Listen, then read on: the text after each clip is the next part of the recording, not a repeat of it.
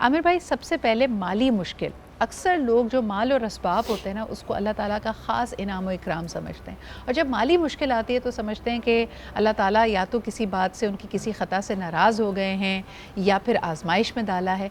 माली मुश्किल को हम कैसे समझें? बिस्मिल्लाहिर्रहमानिर्रहीम। बहुत ही खूबसूरत नुक्ता आपने उठाया है। और हम देखते हैं कि लोग ये समझते हैं जिनके पास ज़्यादा माल है, दौलत है, रुपया पैसा है, वो शायद ज़्यादा अल्लाह ताला की तरफ से फ़ज़ल और उसकी तरफ से रहमतों के हामिल हैं। और लोग सारी ज़िंदगी नाजायज़ तरीके से माल कमा कर भी अपने घरों पे लिख देते हैं, हादा मिन फ़ज़ल रब्बी, ये मेरे रब का फ़ज़ल है। और हम सब जानते हैं कि अल्लाह रब्बुल आलमीन की सबसे बड़ी रहमत और सबसे ज़्यादा फ़ज़ल और करम हुज़ूर करीम सल्लल्लाहु अलैहि वसल्लम पर था, जो रहमतुल आलमीन थे। और आप ही ने फिर अल्लाह की तरफ से मिलने वाला फ़ज़ल लोगों में बाँटा है। लेकिन आपका अपना घर का हाल क्या था, कितना छोटा झोंपड़ा था और किस तरह आपकी ज़िंदगी उसरत में और तंगी में बसर हुआ करती थी।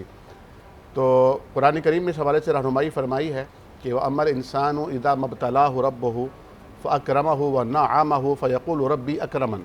जब इंसान को अल्लाह माल देता है, और अल्लाह माल देता है तब भी, नहीं देता तब भी, या लेकर छीन लेता है तब भी, तीनों सूरतों में उसकी आजमाइश मकसूद होती है। इसका रवैया क्या होगा, इसकी कैफियत अब क्या होगी। तो वो कहता है वाह वाह, अल्लाह ने मेरी बड़ी तकरीम की है। और जब अल्लाह उसे आजमाता है और उससे माल छीन लेता है, रिस्क तंग कर देता है, मुलाजमत छीन जाती है, लॉस हो जाता है कारोबार में, या कोई कंडीशन होती है, फ़यक़ूलु रब्बी अहानन, वो कहता है अल्लाह ने तो मुझे कहीं का नहीं छोड़ा, मैंने क्या किया था, अल्लाह को मैं ही मिला हूँ खाली।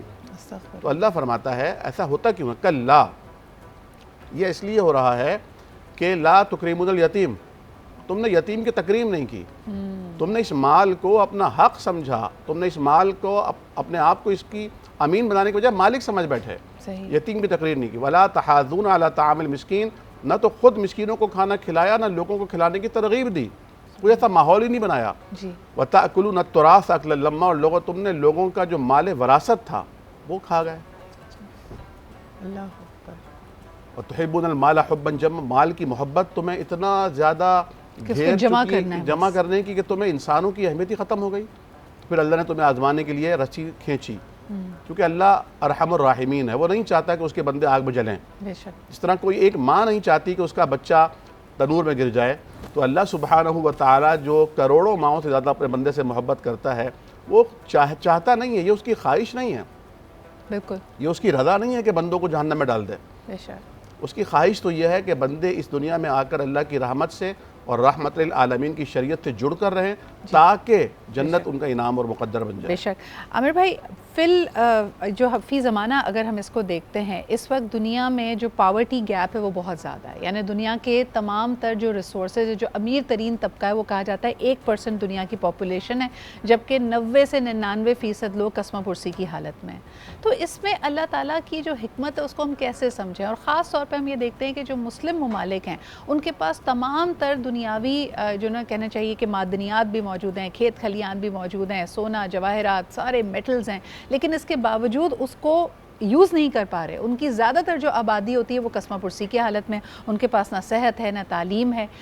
ये कहाँ पे एक दूरी आ रही है, और इसमें आजमाइश हमारी है, हमारे हुक्मरानों की है, हमारे अमाल ऐसे हैं, इसको कैसे समझें हम? देखिए, नबी करीम सल्लल्लाहु अलैहि वसल्लम के पास एक साहब तशरीफ़ लाए और उन्होंने आकर कहा, या रसूलल्लाह, ये आपके असहाब सुफ़ा में एक मेरा भाई बैठा होता है और ये काम काज में हिस्सा नहीं लेता और ये दीन सीखने के लिए यहाँ बैठा रहता है, इसको समझाइए, ये अपनी जिम्मेदारियाँ संभाले।